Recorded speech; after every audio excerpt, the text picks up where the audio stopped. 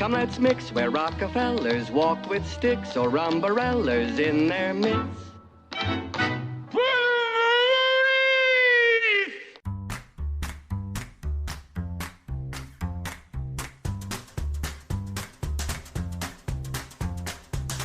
Quiet, numbskulls, I'm broadcasting.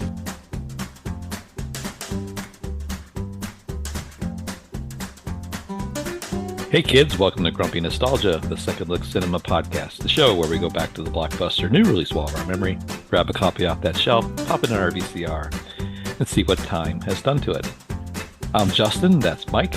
Guten Tag, Herr Justin. And together we're here to help you navigate all the landmines littered down memory lane. That's pretty generous of us, isn't it, Mike? Yeah, it does sound like we're giving duo here. Yeah. You know, we help. It's almost like we're metaphorically holding someone's hand and you know, saying, "Hey, look at this. You should look at this again." You know, we'll explain it to you. Trust us, we're here to help. Yeah. All right, so we're gonna get started here pretty quickly, but I just want to do a quick call out here. This movie is an adjustment to our schedule. To the casual listener, this may sound bombastic, but we are not professional podcasters, ladies and gentlemen. No. I know. We have day jobs. And as a function of that, I was on a business conference in beautiful Kansas City all week last week, Mike. Oh, nice. And I came across an acquaintance, business acquaintance, for, let's just call her Michelle, because that was her name. And we were just casually talking, and conversation came up about what do you do in our spare time. And I mentioned the podcast because I don't usually proactively tell anybody about the podcast, but she was very sweet and very genuine with her curiosity, enthusiasm about it. And she actually listened to a couple episodes and came back the next day at lunch and gave me some really good feedback and was very complimentary. And I kind of want to honor that a little bit. So she had mentioned that one of her favorite movies anyway, was Young Frankenstein, and asked if we had covered that. And I embarrassingly said no. But I thought, since she was kind enough to kind of offer feedback, that we'd kind of do a little special episode just for Michelle. So Michelle, if you're listening, this one is for you. Thank you very much for your engagement for the show. And we hope that we do it justice. So there you go. Yes, we'll put on the Ritz just for you. Very nice, Mike. See how you do that? Yeah. That's why you're the best. All right. So well, you know what? This is when you texted me this movie, I was like, oh my God, I was so excited because this is probably one of my favorite movies. As far as I think it is my favorite comedy. Well, see, you have right there. Well, you have a lot in common with Michelle, who's a super cool hip chick. So there we go. Oh, yeah. So there you go. You're Thank you, good company. Yeah, there you go. So we're going to talk about Young Frankenstein, if you haven't ascertained that already. This was directed by Mel Brooks, a legendary comedy writer, producer, actor, et cetera, known for such iconic comedies as The Producers, Blazing Saddles, History of the World Part 1, of course, Spaceballs, Mike, everybody's favorite Spaceballs. Oh, yeah. He directed all those. He actually served as the writer on this film as well, along with Gene Wilder. Gene Wilder, we all know from Willy Wonka, of course, but he wrote a couple of movies. One is The Woman in Red, with our show favorite Kelly LeBrock. Yes. The ex-Mrs. Steven Seagal. And he wrote the movie Haunted Honeymoon, which has a shockingly long amount of time dedicated to Dom DeLuise and drag.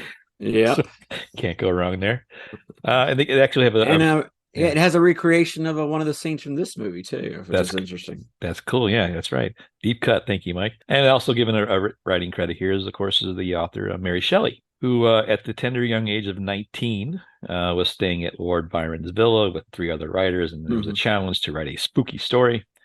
And Mary wrote this called, I think, Modern Prometheus is what the title was initially. Kind of knocked it out of the park. And Mary was an interesting case. She was really cool. So not as cool as Michelle, but, in the neighborhood. So it was interesting. They in the original, like, Frankenstein, Bride of Frankenstein, they actually have a little scene at the very start of the movie.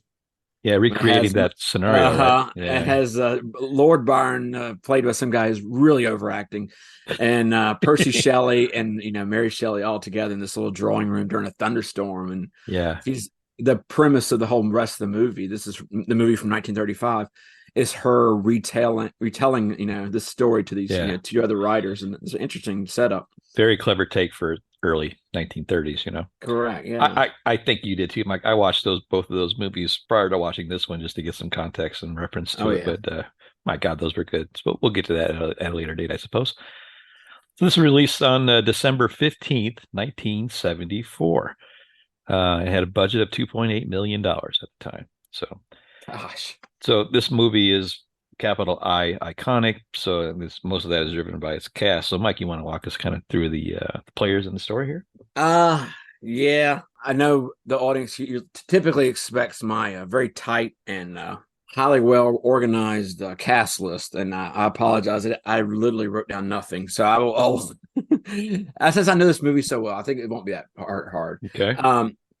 This movie kind of represents Gene Wilder and Mel Brooks. This is like the peak of their powers, and accordingly, most of the cast are kind of that Mel Brooks stable. You have obviously Gene Wilder, who had already been in The Producers and in Blazing Saddles before this. Yeah.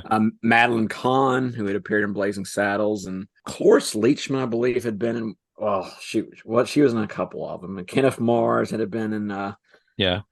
He'd also been in The Producers as the Nazi producer. Or the screenplay writer.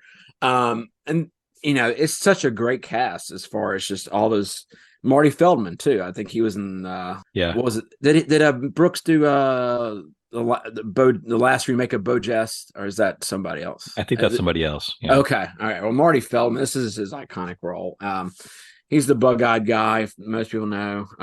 He's kind of like the Steven Stucker character in Airplane.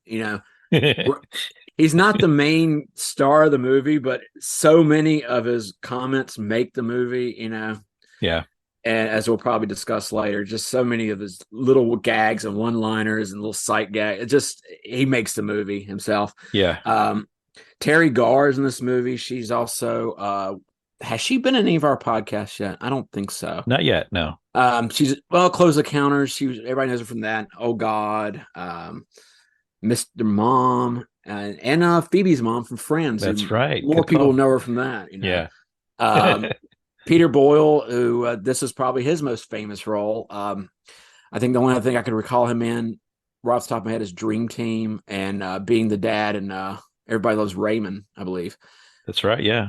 And, that's pretty much it. Gene Hackman appears briefly. It's almost a cameo. It's kind of weird that he's probably the most famous actor in the movie, but he's only on screen for probably about 7 or 8 minutes. Yeah, we'll get to that scene. Yeah, yeah, his role as the hermit is fantastic. It's just the blind hermit, and we'll talk about that. But okay, I don't think I'm forgetting anybody. If I am, I apologize. I think you checked all the big boxes there, Mike. So good job. Okay. So this was a lot of fun on the set, obviously. And, it was only like a 3-week shoot. It didn't take very long to film the entire thing. But most of the delays were just from the cast kind of breaking each other up, which I can kind of see that. To be a fly on the wall during the rehearsing sessions would be great here. A few things were interesting about the filming of this. One, a lot of studios were turned off by the black and white idea, completely missing the point of the satirical point of it, but ultimately got approval and a bit higher budget to boot. So that's how that got to the studio. I think 20th Century Fox was the studio. They actually used the original sets and props from the 1931 Frankenstein. Yeah, I saw that in the cast. They had the actual all the laboratory equipment, and they had thanked somebody in the cast for it. The set designer never got credit in the original movie, but they gave him a cast credit in this movie. To make up for that sin, which we're going to replicate because I can't remember his name either.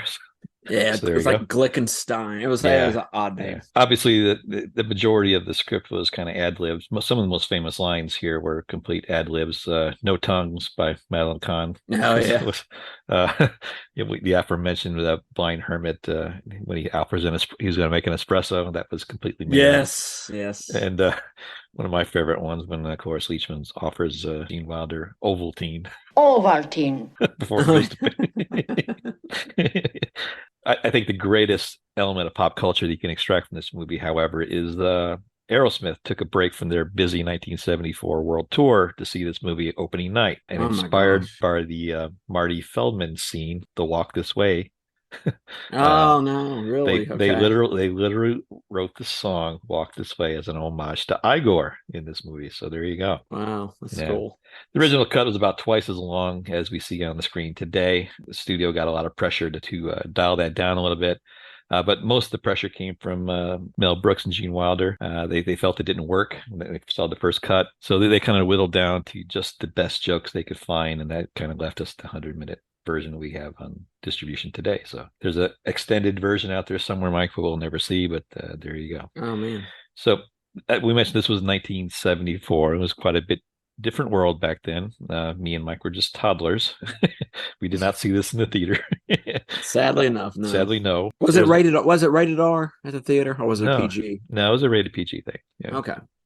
Yeah, even still, my mom and dad did not take me. So 1974 was an interesting year from a pop culture perspective. This movie, as I mentioned, came out on the 15th of December, 4 days after the premiere of Godfather 2. Like, oh my gosh. Yeah, and like a week earlier, prior to that, you had Benji in the theater.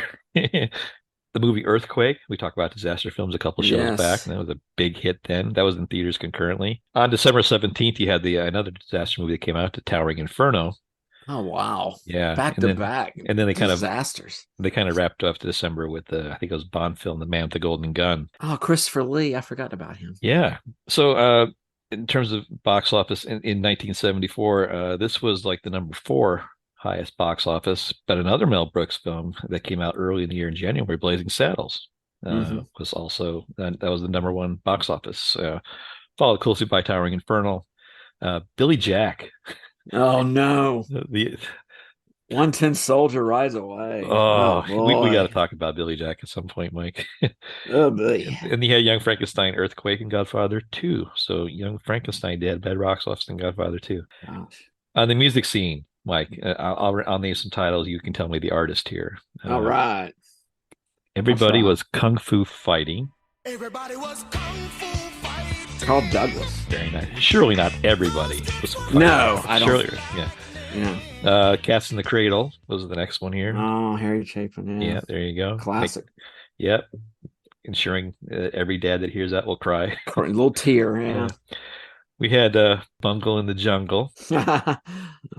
That's a good one. Yeah. Jethro Tull. Is it all right by you, Mike? Yeah, it's all right by me. And then we had I'll take this one myself, man. We had Mandy by Barely Man Enough.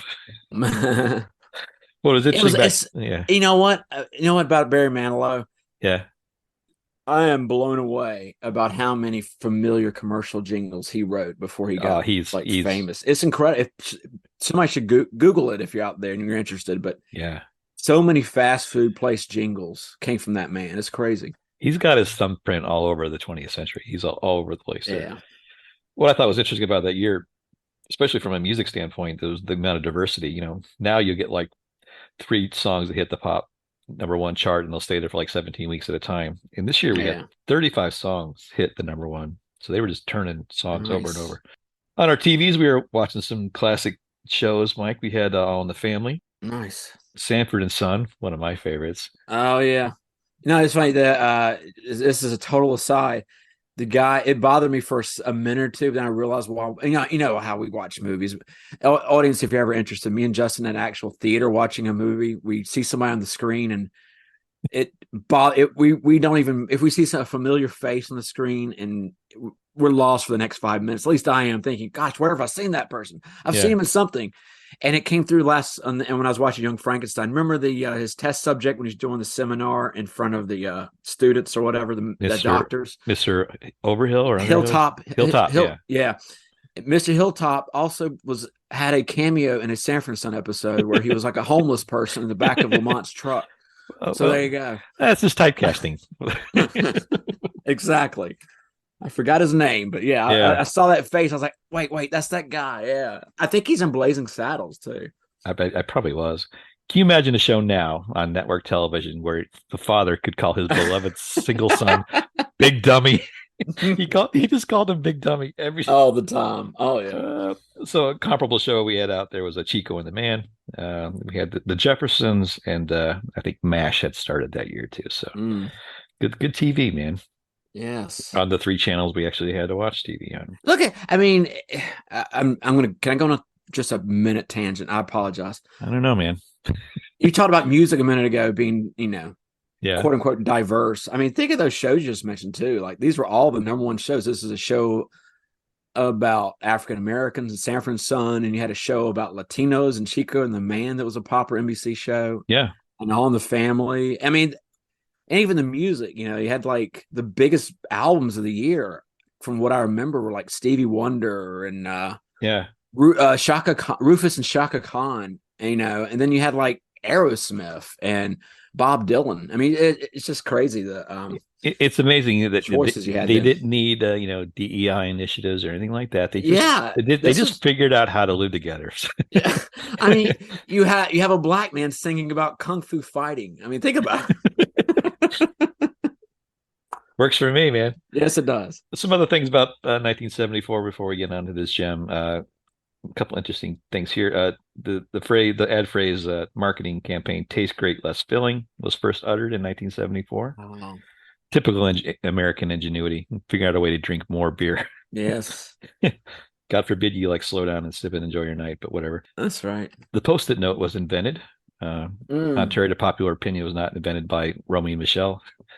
It was actually on the market in 1980, but it was invented and put into practice in 1974. Lorne Michaels famously offered John Lennon and Paul McCartney $3,000 to reunite on his new show, Saturday Night Live. And the legend is true. It almost happened, except that Paul was too tired. But they were seriously considering the trip across Manhattan to do that. Wow. Missed a pop culture opportunity there, Mike. But whatever. Yeah. I think it's probably better that they didn't. It's a better story that they didn't show up. Stephen King was traveling by himself and checked in to a almost abandoned hotel room. He was the only guest there in Estes Park, Colorado. Yes. And guess what he was inspired to do after that, Mike? The Stanley Hotel hit the Shining. Yeah, so he was inspired to write The Shining after that. I think a movie we covered, I think on our 4th or 5th episode, guys. Yeah. We were still a little green, but it's still a good show to listen to. You want to go back. We weren't sure what we were doing. The national speed limit was lowered to 55 miles an hour to enforce public safety.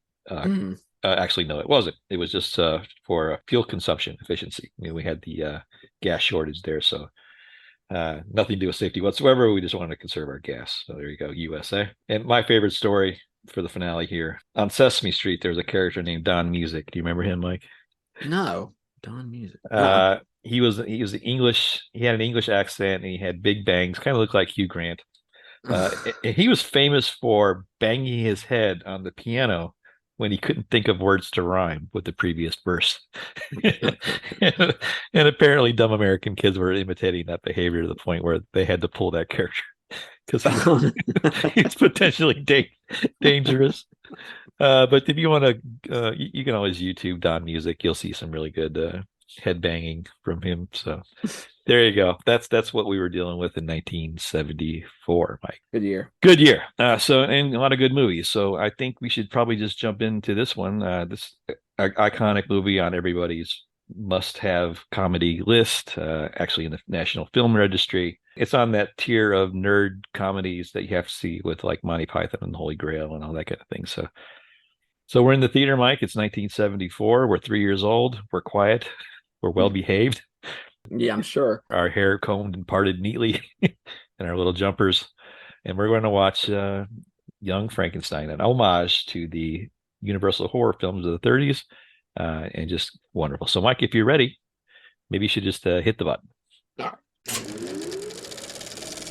right. Well, we kind of open up in a traditional, very, Universal horror movie setting. It's the first thing that hits you is the beautiful black and white. Interesting thing, when they were still shooting on film, black and white film was actually more expensive at the end of the film era, but not then, I suppose. But that's the first thing that catches your eyes is the stark, monochromatic tones. You get the credit sequence, which is, an homage to the original Frankenstein, Bride of Frankenstein, those horror films, even not down to the fonts that they use for the set direction. And did you notice like the transitional effects for the scenes? They do the wipe across the screen. Yeah, the George Lucas kind of wipe. Yeah. So we start with a little, slow pan around this creepy coffin, and it suddenly bursts open to show the mummified remains of Baron Frankenstein. That's Frankenstein. And he's got a box in his hand, and these nameless, faceless entity kind of grabs the box and has some resistance actually to pull it loose. And then we kind of cut to this really kind of an exposition scene where we get introduced to Gene Wilder as Frankenstein, young Frankenstein. Frederick Frankenstein? Did you say Frederick? Frederick. Yeah. But he's given a lecture to a bunch of would-be brain surgeon doctors, and he's working over Mr. Hilltop, as we mentioned, to talk about the nervous system. And there's one annoying little jerk who keeps asking about his family's history, and there's some backstory there where Wilder's a little upset about his heritage, a little embarrassed by it and ashamed, and he's trying to walk his own path and start his own legacy, but he just can't shake his grandfather's legacy there. So meanwhile, sitting in the audience after the class is over, Gerhard Falkstein comes up. That's the guy that took the box out of the coffin, and it turns out that that's his will and testament. And he's been left the castle in Transylvania. So we kind of jump to this. He's at the train station where we get introduced to Madeline Kahn, who sadly, I think we lost her in 1999, I think, to cancer, right? Yeah, it wasn't too long ago, but yeah, she was, you know what? Another aside, it's amazing how people are dead that were in this movie, except for Terry Garr and Mel Brooks, the director, who's like 97, 96. 97, I think you're right. Yeah. So. And everybody else has passed away. And, before their time, for sure. Well, you got to figure, Mike, this is 50 years. Yeah, I know. But you have somebody like Marty Feldman, who I know he died early in the 80s or late 70s. And, and then they had cancer that got, well, I don't want to get morbid. This is a comedy. It's a comedy. Yeah, okay. It's a horror comedy. So he's on his way to Transylvania, but he has a farewell scene with his the very cute Madeline Kahn, and very unattainable. Yes, she can't be kissed or touched or even looked at. but he exits the train station, and he ultimately ends up in Transylvania. I like the scene here where the Yenta and her annoyed husband have that. I don't know German as well as I'd like, but I think the same conversation is had in German on the other way back by different passengers. Yeah. So, and another petty gripe is not part of it is a comedy. I shouldn't worry about it, but everything written on the shops and everything is spoken in German, but for some reason they're in Transylvania and Bucharest and it's nearby. So should be Romanian, right? Yeah. Yeah, just a small little thing. I know the original Dracula is supposed to be in Germany, but the idea of it set in Transylvania is kind of funny to me. All right, so when he gets to the castle, he's met by he meets Igor, or as he likes to be pronounced, Igor, played by Marty Feldman, and he also meets Inga, played by Terry Garr, who's adorably cute in this earliest roles. They have a little role in the hay, Mike. I lost track at the innuendo. If you want to have a fun drinking game, just take a shot every time there's sexual innuendo in this movie. Like the housekeeper is played by Cloris Leachman. It's Fran Blücher. And it turns out she had romantic liaisons with his grandfather, and that plays a role in the story a little bit. So that first night, he's having a nightmare, and as he wakes up, he's consoled by Inga, and they hear this violin music playing, and that leads him to his secret laboratory and library, where he finds the book conveniently titled "How I Did It." So he kind of gets seeing that book in the setting. He's kind of inspired to take up his father's legacy and try to create life. So of course the next scene is a happy little scene of grave robbing, Mike. It just kind of apes the original Frankenstein very well. Same sequence and everything. So they find a body, of course, this lumbering beast that they need to, like a 7-footer guy. So if they find the body and they need a brain. So he sends Igor to remember, everything needs to be large, which means he has an extremely large Schwanstugger. Right, yeah, the attributes that come into play. Yes. It's as a plot point, actually. But they're trying to get the brain of Hans Delbruck from the brain depository, which conveniently after 5 o'clock, Mike, he can just slide the brains out of the door. I love that. So he drops the brain, of course, the one he's supposed to, and he picks up a brain. Identified as Abby Normal. whatever. So of course, everyone knows the classic horror story there, where he puts the wrong brain into this lumbering beast and creates this monster that they can't control. The first attempt at like shocking the body and bringing life doesn't work, and he takes it very well with a lot of dignity. Dignity. Son of a bitch bastard, I'll get you for this! What did you do to me? What did you do to me? Yeah. I love that monologue he has during the storm scene. Gene Wilder has. Yeah. Uh-huh. It was eerily similar to that same speech in Willy Wonka when he's on the Wonkataneous, shattering our childhood dreams forever. Yeah, when he gets dramatic, it's really kind of off-putting, but it works. It's so wonderful that he was such a sweet, wonderful, polite guy. I would not want Gene Wilder mad at me because it's horrifying. There's no success on the first trial, at least for the start of it, and then we kind of cut to the local villagers. There's a little subplot there about the villagers are a little nervous now that there's another Frankenstein in the castle. Yeah. They've only been burned before 5 other times. Yeah, so. There's a little history there. So as the crew is like having dinner that night, trying to console each other, they start to hear. I love that. He's eating cake, and then he hears "Oh, I'm glad you like it. You made a yummy sound there." You just made a yummy sound, so I thought you liked the dessert. And it turns out those yum sounds are actually the beast who has come to life downstairs in the laboratory, and there you go. So he starts some initial simple commands to sit and stand, and Marty Feldman lights a match, and that triggers the fire response of every Frankenstein that's ever lived, and he starts choking out Gene Wilder, and he begs for the sedative to be given, but he has to do that through charades. So the sedative is actually given to him, and they restrap him on the table, and then the lovelorn Blucher comes down and lets him go. Her lost love's dreams come true.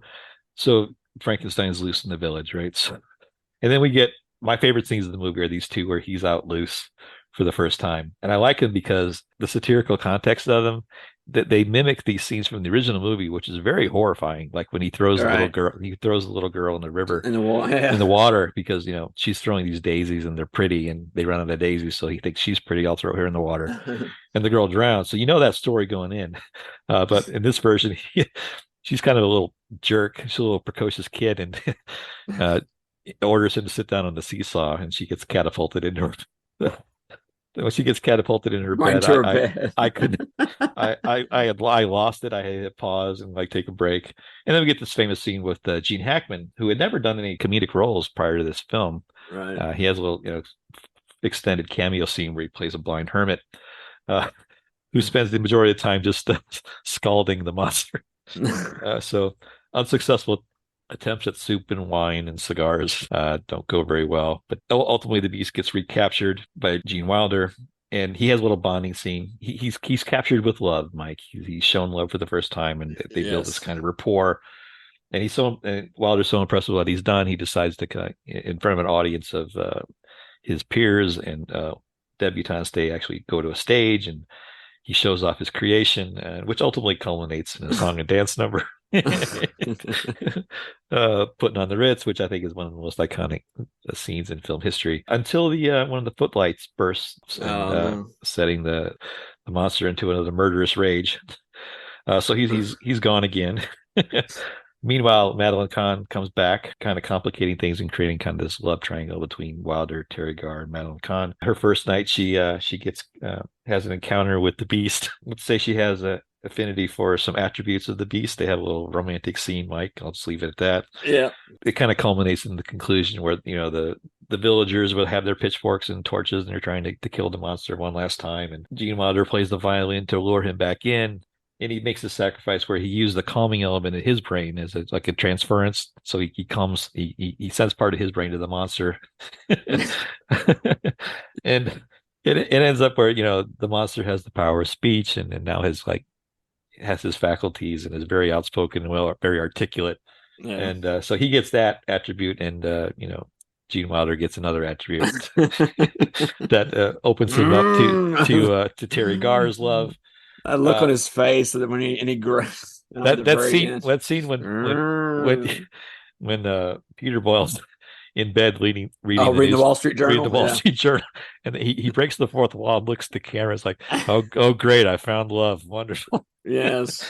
That's kind of the ending. Yeah, it's kind of the happy ending. And at this point, you're just kind of spent. You've been laughing for literally 100 minutes in a row.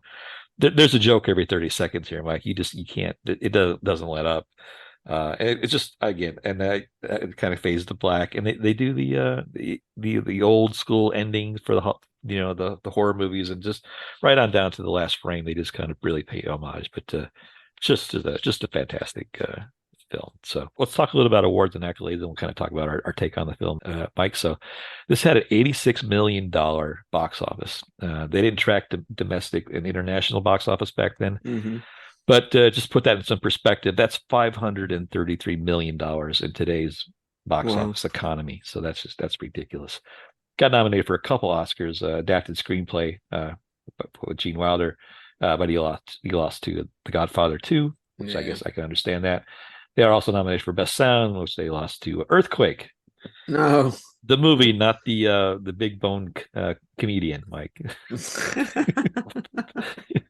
I got a couple of Golden Globes. These are weird ones.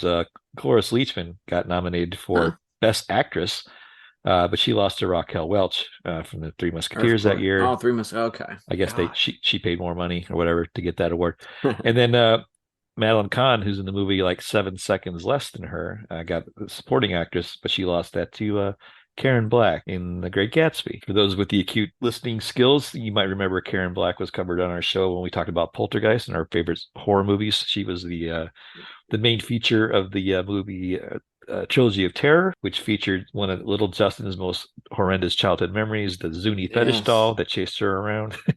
And she's also, I think she was in one of my really movies that scarred me, Burnt Offerings. Oh, yeah. Was she in Death Race 2002? Death Race 3000 with Stallone and David Carradine. Oh my gosh. I think she was, or she should have been. She fits the mold. Yeah. All right, so let's talk about let's put it through the grumpy meter, Mike. So obviously, we did see this in the theater, but let's talk about the first time you saw this, Mike, and then your most recent perspective, seeing it as an older guy with more context. Yeah. Yeah, I remember seeing it as a kid and thinking it was hilarious. And even without all the sexual innuendo and all that, it was like you say, there's a gag every 30 seconds. You got it. You almost have to keep up. Even something silly as them hearing a wolf and Marty Feldman go, "Their wolf." It's like, it's so silly, but just Oh, we forgot your hump. He goes, "What hump?" Yes. And it changes size. And it had that like resonant sound. He would tap on it. It would make those echoes. Stupid. It's and that's it. That's what makes that one. Little Mike watching this movie loved it because it you could almost classify it as stupid. Yeah. But after watching the original Dracula movies and seeing how well it was written, how well paced it is, you really appreciate it more as an adult of how just well done a comedy it is.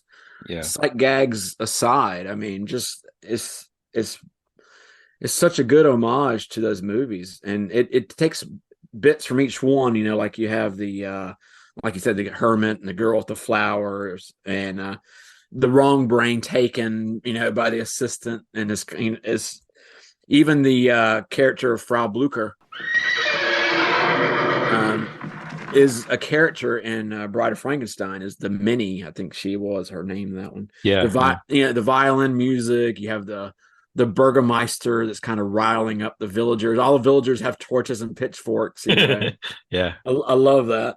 And so there's an easy duo of movies to kind of satirize, but they don't make fun of it at the same time. I mean, like you say, that there's some care to the fact that they did it in black and white, and they also use the same, like you said, use the same font. Even it's respectful in a way, even though it's it's still kind of a slapstick comedy.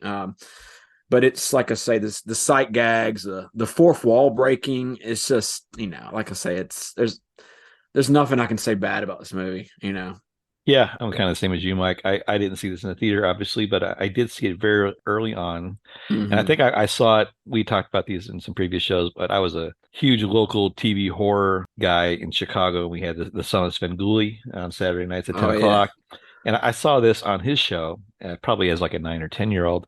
And I remember laughing at it as a kid, but I think I didn't like my peanut butter and my chocolate mix back then, and I kind of wanted this to be like a horror film. And again, it's the same kind of rationale that I didn't like Ghostbusters the first time as much as I should have. Just I wasn't It's two mature genres that are mature. Yeah, I mixed. wasn't Yeah. mature enough to understand those genres that can be blended like that. So, but I watched it a few times in college, and it kind of grew on me, and then I hadn't seen this in maybe 5-10 years at least, and watching Mm. it this weekend is like like a grand reopening for comedy for me. It just made me laugh. It made me think of there's an interesting phenomenon that I observe anyway with comedies. It's like the it's like the Three Stooges. When I was a kid and watched the Three Stooges, I Mm. just laughed because it was like slapstick and stupid, right? Right. And that I think there's a progression of comedy where it can go a little more cerebral and be in a Yeah. like, but when it gets to that upper tier where it gets cerebral enough where the stupid stuff is funnier now, what I'm trying Hmm. to say? Like, Yeah. I think that was the path that this had is like all the dumb innuendos and stuff that probably just flew right by me as a kid. Yeah, But I thought it like was, I said, yeah, you don't even think about that. yeah, You see all the other yeah, gags and you just laugh at that. You let the other stuff just kind of go by, but as an adult, you're like, yeah. that's pretty So funny. like a fart joke is funny, and then you Yeah. kind of grow out of it. But then the more intellectually competent you become, and you understand the context of a fart joke could be even funnier the smarter you are. You kind of cross that level. And I think that's what I equate this movie to now. It's like you're smart enough to get how dumb it is. Yeah, if that makes any sense. And Yeah. I just was on the floor laughing at this thing nonstop. And so my first watch, I was probably like a 3 out of 5 just because of the atmosphere of it. But I'm going to go full 5. I'm going to peg the meter 5 out of 5. Whoa. Nice. Yeah. I think everybody needs to see this movie at some point. Yeah. If for no other reason to be introduced to the world of these wonderful original Universal horror films, how great they are. They still held up to this day. They And, do. and And we're that's getting, an, yeah, like like you said, as an aside, we kind of rewatch those too in honor of this movie and just to yeah. kind of get the feel of those before we watch the the kind of satirization of it. And you got to remember those filmmakers were making these things, and people didn't even know what movies were for the most part. So you had Yeah. no benchmarking. They were just maverick filmmakers that were just obsessed with, cinematography and set design, and the scripts always had to be good, Oh and yeah. casting was important, and every shot's perfect. I mean, these guys were out on a flyer with no reference material whatsoever, other than just the source literature. To convert these things into the visual medium is just amazing. So Yeah. I mean, you're talking about movies too. They were like an hour and 10 minutes, yeah, but yeah, it's gripping cinema. It really yeah, is. yeah, You ignore the fact that this it's all on a sound stage, and even like you can see the wrinkle of the yeah, sky. Like you can obviously yeah, tell it's like a canvas or something. It's yeah. just It's a movie set, but hmm when I watched Dracula, all 70 minutes of it, I don't think it's set on a Santa Monica lot. I think it's Romania. it was, and it's creepy too. The Yeah, way yeah. it's just even they were using Dutch angles. I was shocked. They're like and some Oh, of the the way the camera is like below their faces and the lighting is above yeah, it. It just there's just a creepy factor to it all. yeah. So these are all movies that you have to be seen. So speaking of things that have to be seen, we thought for this week's installment of You Just Made the List, pal. We talk about movies from the 70s that we saw as kids that we probably should not have seen, like this one, given the context and all that we probably didn't get.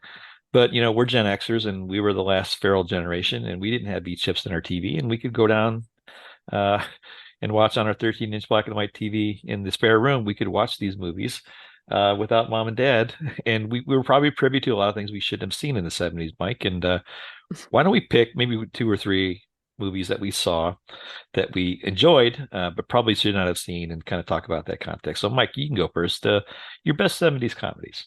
I'm gonna oh, you comedies. Yeah, I Yeah. didn't really necessarily go with comedies. I went for movie Oh, that's right. That's fine. Yeah. and movies. When you say enjoy, Yeah, I one or two of these I enjoyed. Other two are kind of more of like It's more about seeing things we shouldn't have seen, and then yes, yeah. that definitely would be Okay. the case for. But this first one, obvious choice. It kind of pairs with this one is Blazing Saddles. The movie that came out right before this one.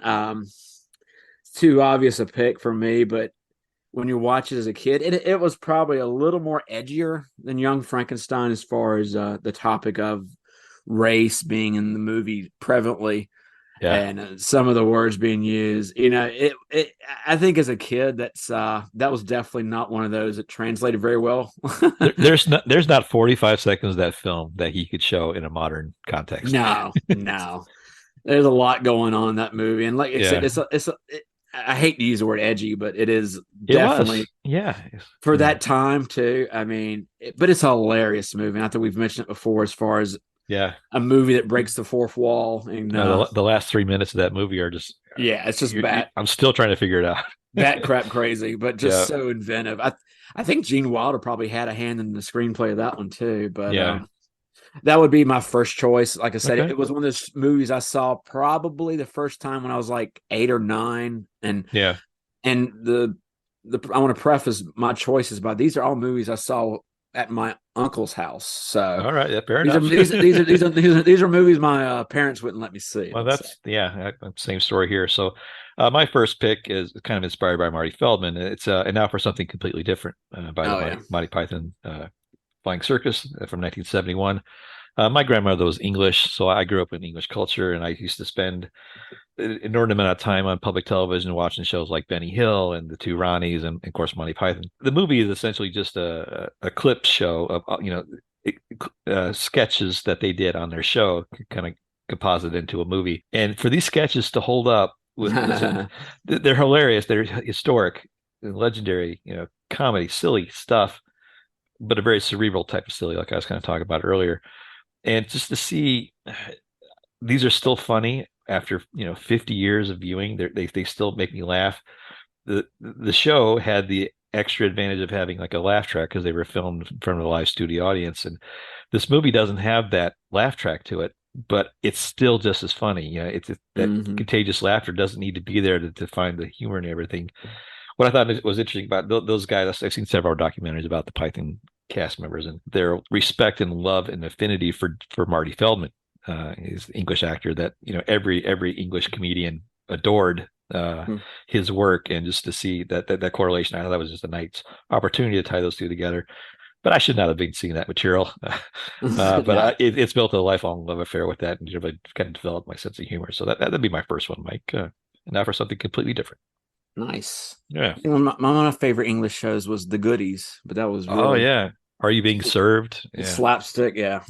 My next choice is a horror movie that I haven't seen it since I was a kid, so some of it's kind of a fever dream to me. I want to rewatch it one of these days, but it's one of the Hammer movies from an English movie. Oh yeah, it was the first Dracula movie of Christopher Lee. I think it came out in 1970, and wow. I remember the premise vividly because it was so, for a little kid, I don't think a little American kid would say should be watching this.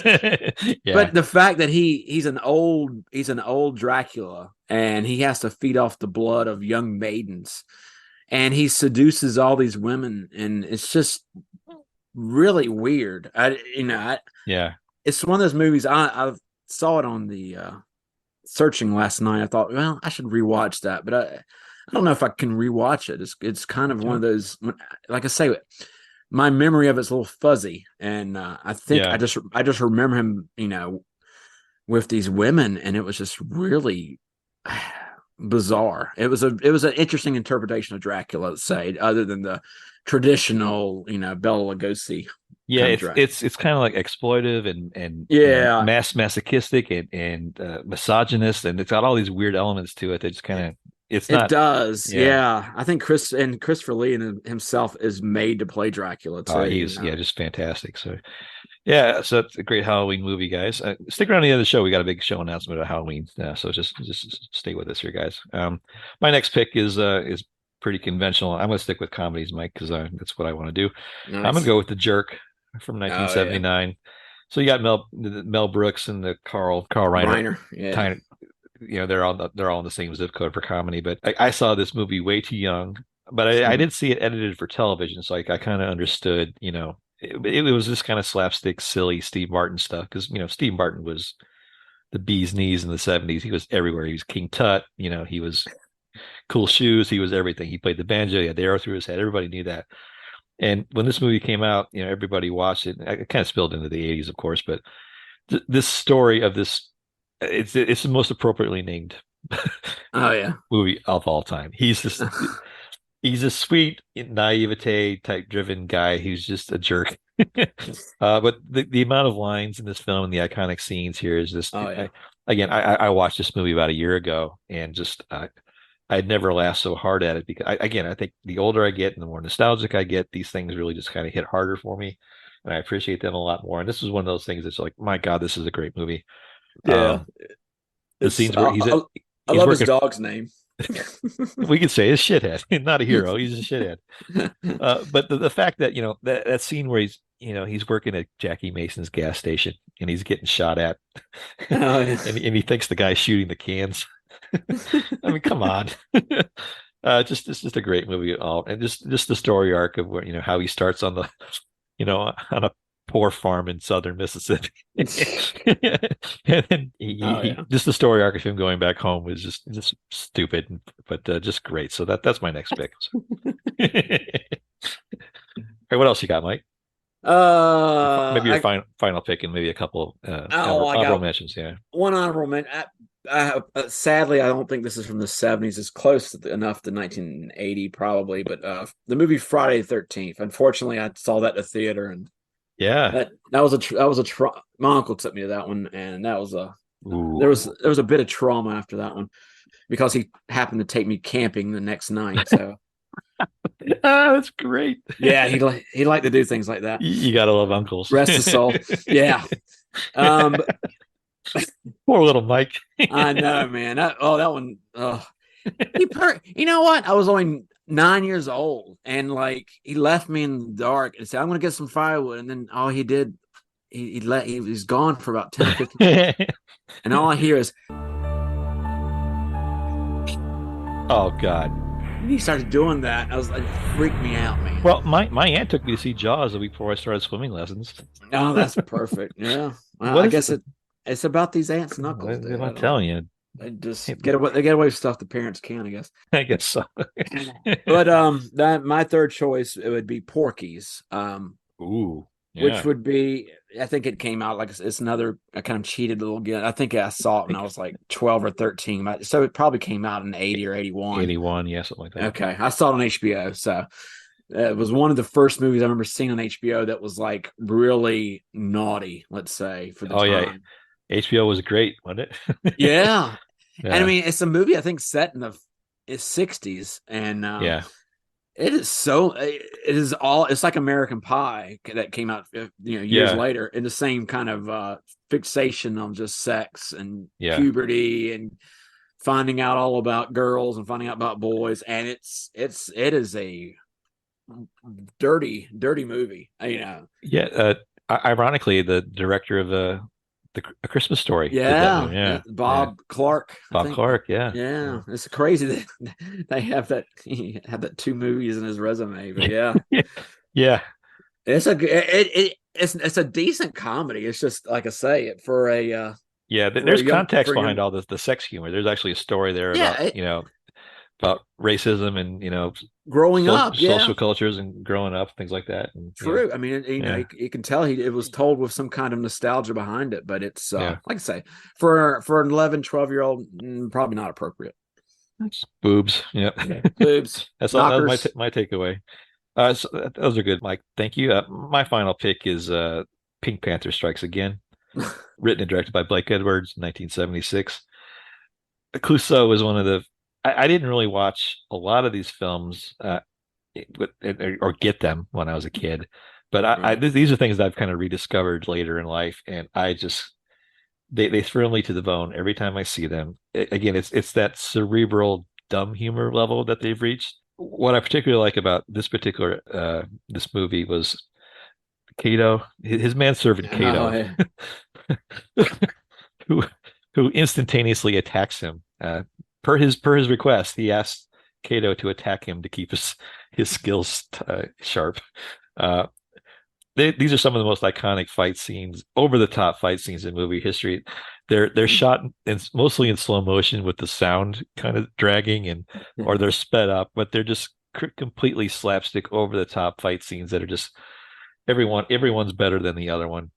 There's iconic lines left and right. You got an Englishman, Peter Sellers, doing this ridiculously tropey French accent. Yes. One of my favorite jokes of all time. He's checking into a French bill and he sees a little dog on the counter.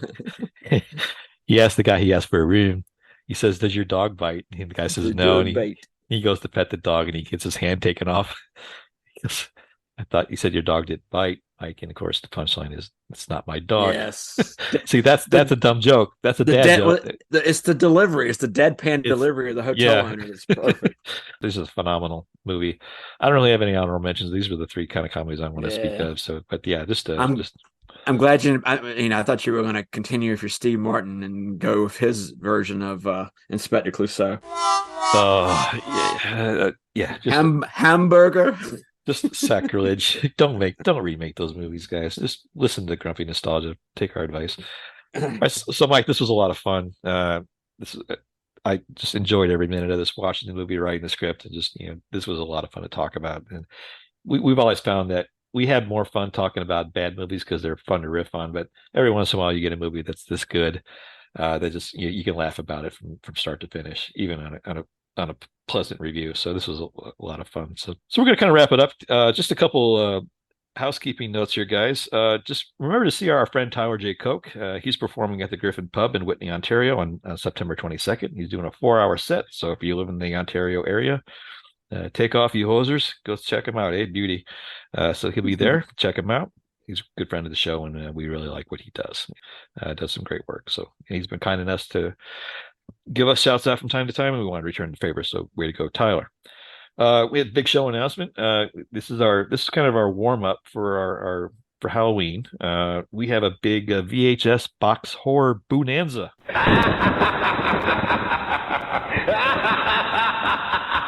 We're going to call it. That was Mike's contribution to Bonanza. He loved that one. But we've got some really fun guests lined up. You get some familiar faces. We're going to have Aaron and Molly and Dr. K come back and talk about some shows. We also have a new guest coming up to wrap up the show on Halloween. But we're going to do several Halloween movies, and we can't wait to share them with you. But for the next 5 weeks, you're going to get nothing but Halloween, guys. So there you go.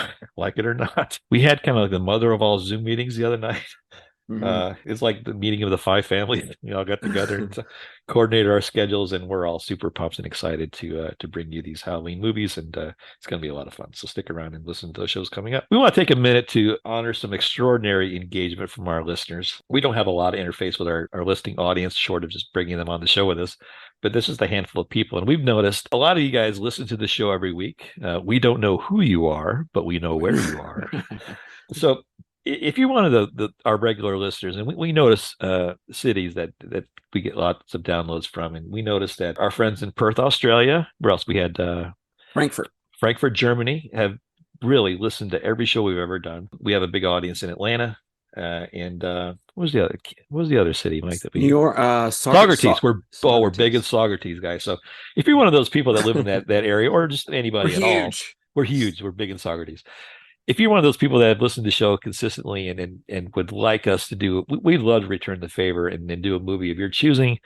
We could keep the anonymity if you'd like, or if you choose, if you just want to send us an email at nostalgiagrumps@gmail.com with a recommendation or anything like that. We'd be happy to honor the fact that you've been listening to us for over almost 2 years now, Mike, which is really cool. So, but if you have requests, we'd love to do them for you. So if you're in those zip codes, or if you just listen to the show and just want to hear one of your own, you're new to the show, please send us an email. We'd love to take care of that for you. So you can also check us out on our social media page. We're at Grumpy Nostalgia on Instagram.